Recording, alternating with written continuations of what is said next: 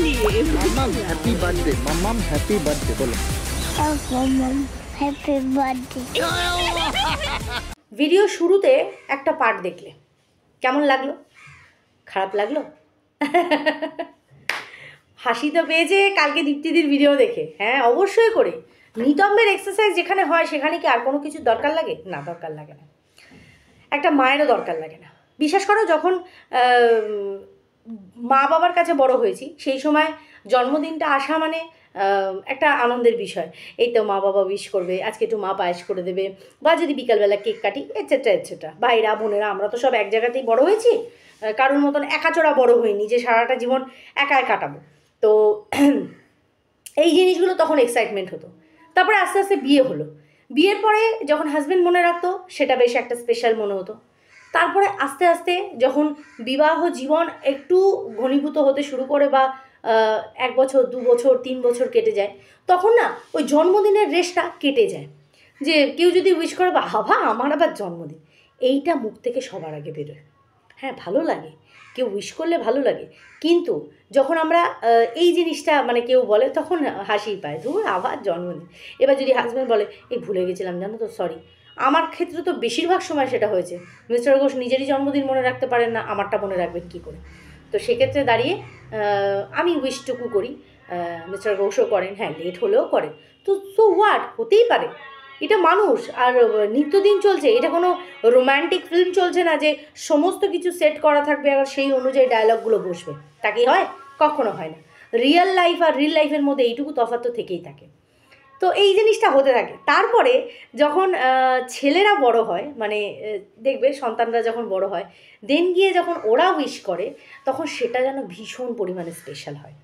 যে ছেলেরা করছে, যেমন মাদার্স ডেতে আমার জন্য কার্ড তৈরি করা, চিনু একটা পেন নিয়ে আসে, সানি একটা পেন নিয়ে আসে, জন্মদিনে আমাকে কিছু না কিছু গিফট করে। আমার জায়ের ক্ষেত্রেও কখনো কানের নিয়ে আসে মায়ের জন্য। ওরা জায়ের মেয়ে আছে তো অটোমেটিক্যালি ওর আবার চিন্তাধারা অন্যরকম। এরা ছেলে, এরা আবার মানে সাজগোজের বিষয়টাতে এরকম না। তো যেটাই করুক না কেন, বাচ্চারা যেটাই করে মায়ের কাছে সেটাই খুব স্পেশাল হয়ে যায়, তাই তো? কেন এই কথাগুলো বলছি? কথাগুলো বলার অনেকগুলো কারণ আছে। দেখো, আমরা প্রত্যেকবার এই গামলার এই ভিডিও স্কিপ করা, মানে স্যাটারডে সানডে ফ্রাইডে এইরকম দিন দেখে যখন ও ভিডিও স্কিপ করে, তার যুক্তিসম্মতভাবে আমরা কিন্তু তার উদাহরণ দিয়েছি আর প্রমাণ সমেত দেখিয়েছি যে তার মায়ের ভিডিও হোক বা তার বাবার ভিডিও হোক, যেখান থেকে আমরা অনেক কিছু তথ্য খুঁজে পাই, সেখানেও কিন্তু সেটা মিসিং। আর সেম সেটাই হয়েছে। যাই হোক, তার আগে বলি বিলেটেড হ্যাপি বার্থডে গামলাকে। সুস্থ থাক, ভালো থাক, জীবনে যে অন্যায়গুলো করেছিস সেগুলো থেকে তোর তোর বিষয় নোংরামিগুলো থেকে যেন তোর ছেলে দূরে থাকে, এইটুকুই কামনা করি। বাকি তোর লাইফ, তুই হেল কর, যা খুশি কর, আই জাস্ট ডোন্ট কেয়ার। পরিষ্কার কথা। তো যাই হোক, তার আগে বলি welcome back to my channel. কেমন আছো তোমরা সবাই? আশা করি সবাই ভালো আছো, আমিও ভালো আছি। দিনের ফার্স্ট ভিডিও নিয়ে চলে আসলাম। তো দুদিন আগে আমাদের ফেমাস ওয়াইটির দালাল নিজের পাছাখানাকে উঁচু করে ক্যামেরার দিকে করে প্রচণ্ড পরিমাণে নৃত্য করে দেখিয়েছে, because yoga say he Hoga. Like seriously তুই ভীষণ ফিট, ভীষণ। দেখ, একমাত্র তুই যে কিনা ওয়াইটিতে এসে নিজের ব্রা প্যাডেড না নন প্যাডেড সেটা দেখিয়েছিস, তোর কোমরের কোন অংশে ট্যাটু আছে কি নেই সেই কোমর পোর্শন দেখিয়েছিস, ঠিক আছে? দেখ, অজান্তে দেখিয়ে দেওয়া আর স্বইচ্ছায় এসে দেখানো, দুটোতে তফাৎ আছে। এইগুলো তোর কাছে ম্যাটার করে না। তোর কাছে ম্যাটার করে যে কার মানে বসতে গিয়ে কার ক্লিভেজ দেখা গেছে, ঠিক আছে? সেখানে তোর মনে হয় কাস্টমার ডাকছে। আর তুই যেভাবে পাছা উঁচু করলি, তুই এসে বললি আয় আমাকে মেরে দিয়ে যা, পরিষ্কার গোদা বাংলা ভাষা, ঠিক আছে? আমার বরেরটায় তো জল গরম হয় না, তোরা আয় আমারটায় মেরে দিয়ে যা। পাছাখানাকে উঁচু করে তুই সেটা দেখালি, তোর পাছা ফেমাস হয়ে গেছে, তোর থেকে তোর পাছা ফেমাস হয়ে গেছে, ঠিক আছে? কথাটা সেটা না। তুই তোর পাছা লেজে কাট, তোর মুড়োয় কাট, সামনে কাট, পেছনে কাট, ডাজেন্ট ম্যাটার। কিন্তু এই নোংরামিগুলো যেগুলো তুই করিস, সেগুলো যদি কারুর অজান্তে হয়ে যায়, সেগুলো হয়ে যায় তোর কাছে কাস্টমার ডাকা। অ্যাকচুয়ালি কী বলতো, কাস্টমার কীভাবে ডাকতে হয় সেটা তুই এরকম মুখের এক্সপ্রেশন দিয়ে, চুমু দিয়ে তুই দেখিয়ে দিস, বুঝিয়ে দিস যে এই স্টাইলেও কাস্টমারকে ডাকা যেতে পারে। ভাই, কাস্টমার ডাকার টেকনিকগুলো মানে দেখতে হচ্ছে। আমাদের তো কাস্টমার লাগে না, আমাদের হাজব্যান্ডই ইনাফ। তোর লাগে হয়তো, তাই তোকে এইরকম ভয়ানক এক্সপ্রেশনগুলো দিতে হয় না। দে, যে কোনো গানের জন্য সেই গানের ফিল অনুযায়ী এক্সপ্রেশন দেওয়া সেটাই কাম্য।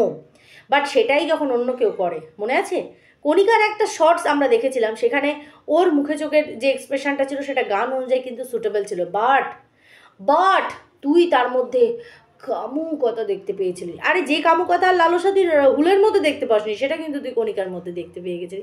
এই যে জিনিসগুলো এর মধ্যে তোর কাছে ভীষণ ব্যাপার, তুই সমস্ত কিছু নেচে কুদে এলে হুলে দেখিয়ে দিলি যে তোরও পেছন আছে যেটা মারা যেতে পারে, ঠিক আছে? তো তোর নিজের লোকেরাই তোর পেছন মেরে দিয়ে যায়, অন্য কারো শত্রুর দরকারই পড়ে না। যাই হোক, ক্যাকটাস ম্যাকটাস সব তোর পেছনে ভরে দিয়ে যায়। বাবা কি লাগছে, হ্যাঁ এরকম একটা ব্যাপার। আমি কিন্তু ভীষণ নজরে, যাই হোক সেটা বড় কথা না। বড় কথা হচ্ছে যে সন্দীপের এই বিষয়গুলো তুই খুব সুন্দর এলাবোরেট করতে পারিস। তো সেখানে এই যে গামলা বার্থডেটা সেলিব্রেশন ঠিক হলো না, বা বার্থডের দিনই মেয়েটা গায়, প্লাস ওর মা বাবার ম্যারেজ অ্যানিভার্সারি ছিল, ওর মা বাবার উচিত ছিল ওকে সারপ্রাইজ করা, এই কেক কাটা, মেয়েকে আগের দিনকে বাড়িতে নিয়ে যাওয়া, নিয়ে গিয়ে রাত্রিবেলা একটা এইরকম একটা সারপ্রাইজ প্ল্যান করা, যে রাত্রির 12টার সময় দাদা বৌদি সবাই মিলে কেকটা কাটবে। এই ফিলিংসটা, যেখানে ওর বাপের শ্বশুর বাড়ির লোকজনরা তো ওর ধারে কাছে যেতে পারেনি, বাট বাপের বাড়ির মানুষজন তো ভীষণ পরিমাণে ওকে ভালোবাসে, ভীষণ লাইক সিরিয়াসলি ভীষণ পরিমাণে। তাহলে মা বাবার তো উচিত ছিল যে মেয়ের জন্মদিনটা সেইভাবে পালন করা। বাপ বলতেই পারলো না মেয়ে কোথায় গেছে, মেয়ের একটা কাজ আছে, বারবার বলছে মেয়ের একটা কাজ আছে চলে আসবে, মেয়ের একটা কাজ আছে চলে আসবে, দুপুরবেলা রান্না করে রাখতে বলো, মেয়ের একটা কাজ আছে চলে আসবে। সেই কাজটা যে কি আর মেয়ে যে কখন এলো সেটা বাবা দেখাতে পারলো না।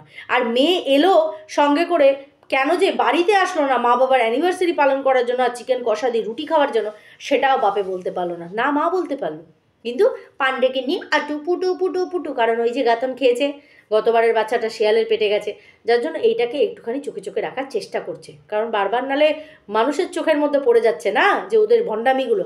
তোমরা ভাবো এইরকম মা বাবা, যে কিনা অনেকে আবার এসে বলে কি কাকু আপনার মধ্যে আমার বাবাকে দেখতে পাই, লাইক সিরিয়াসলি এইরকম বাবা থাকার থেকে আমি তো মনে হয় অনাথ থাকতাম, সেটা বেশি বেটার হতো যদি এরকম বাবা, যে বাবা কিনা মেয়ে সংসার সন্তান সমস্তকে ছেড়ে চলে আসার পরে যে কিনা অভিসারে যাওয়ার জন্য মা সাজিয়ে দেয়, বাবা তাকে নামিয়ে দিয়ে আসে।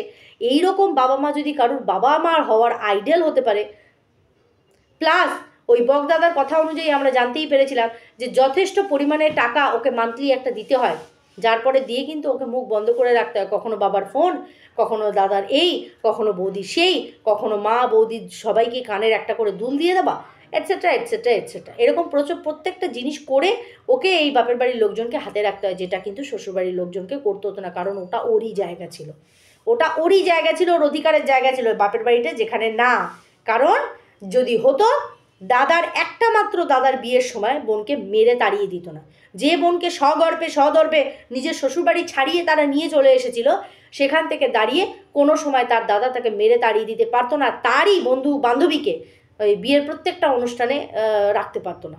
এরকম অদ্ভুত টাইপের না?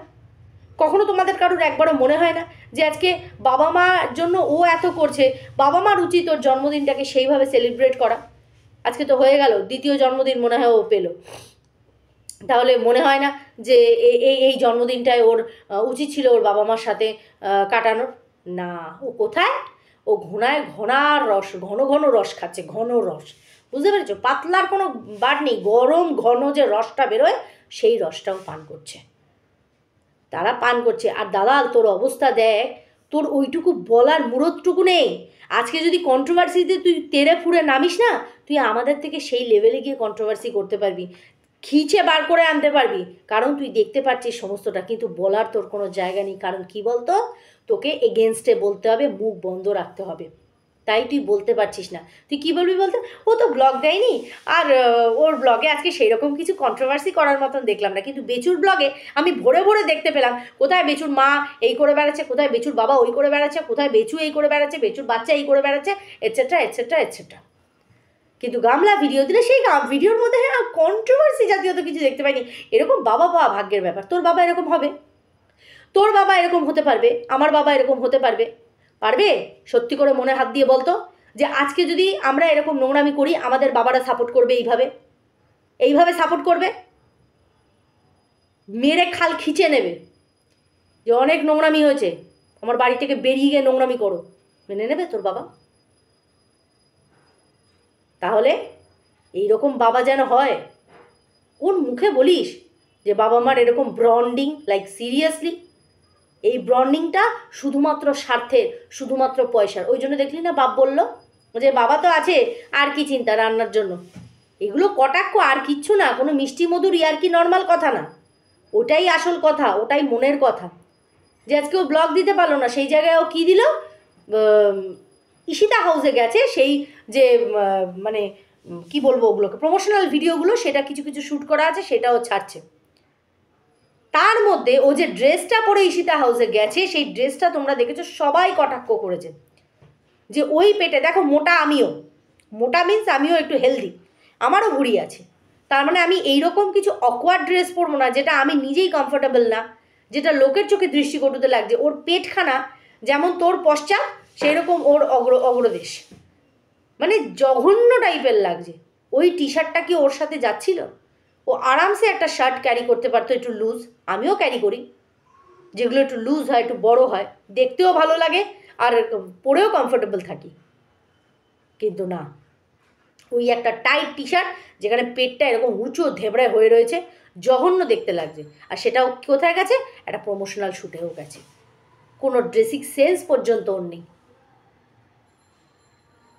সেই জন্য এই ভিডিওটা, যেটা জন্মদিন পারপাসে ওর ভিডিওটা, আমাদের শুক্রবারের ভিডিওটা শনিবার আসার কথা, সেই ভিডিওটা টোটালি গন। সেখানে একটা প্রমোশনাল ভিডিও এসে গেল। কেন? আমাদের তো ভিডিও পাওয়া উচিত, দেখা উচিত কীরকমভাবে সেলিব্রেশন হলো, কারণ জন্মদিন তো এমনিই কেটে গেল। বাবা মা নিজের বাড়িতে একগুচ্ছ গোলাপ আর চিকেন কষা দিয়ে আর মিষ্টি দিয়ে বিবাহবার্ষিকী সেলিব্রেট করে নিল। হোয়াট অ্যাবাউট মেয়ের জন্মদিন? এই ঘুরে বালি।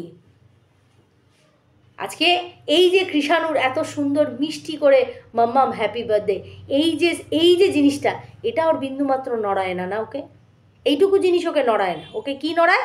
ফোকলার ফকফকানি, ফোকলার ফাঁক ফাঁকানি। কি বলবো, জঘন্যতার চরমে। আর এগুলো দেখেও স্পিকটি নট। আরে আমরা তো তবুও সন্দীপের ভুলভ্রান্তি দেখলে মুখের ওপরে বলার দম রাখি, যে অ্যাটলিস্ট ও এটা ভুল করছে, নিজের স্বার্থে হোক, নিজের বাচ্চার স্বার্থে হোক, এই জিনিসটা যেন না করে। আর তোরা চোখের সামনে দেখছিস। আমি দালালকে দেখে আমার সবচেয়ে বেশি অবাক লাগে, যে কিনা তেরে পুরে ভিডিও করতিস, যেটা দেখতে পেতিস না সেটাও বলতিস, আজকে তুই দেখতে পেয়েও তোর আজকে মুখে আঙ্গুল। লোকের বাড়িতে গিয়ে মটন ঠুসে আসলে তাহলে কি এগেনস্টে কিছু বলা যায়? ভুল দেখলেও কি সেখানে কটাক্ষ করা যায়? কারণ তো ভেতর দিয়ে তো খাসি ডেকে উঠবে করে, তখন। তো যাই হোক বন্ধুরা, এইটুকুই বলার ছিল যে আজকে ভিডিও আসুক গামলার, দেখা যাক কী অবস্থা হয় না হয়। কারণ যতটুকু আমাদের ক্যালকুলেশন বলছে, ও কিন্তু বার্থডের দিনকে বার্থডে ব্লগ আসেনি যখন, তাহলে অটোমেটিক্যালি ও কিন্তু সেখানে অ্যাভেলেবেল ছিল না, যার জন্য বাবা যখন বাড়িতে গেছে, মেয়ে তখন ফ্ল্যাটেই ছিল না। হঠাৎ করে মেয়ে চলে গেল, বাবা আসতো তারপরে বেরোতো, বা বাবা থাকাকালীন সে ফিরে আসতো। দেখলে হবে বস, এটাই হচ্ছে বাস্তব। চলো, সবাই খুব ভালো থেকো, সুস্থ থেকো।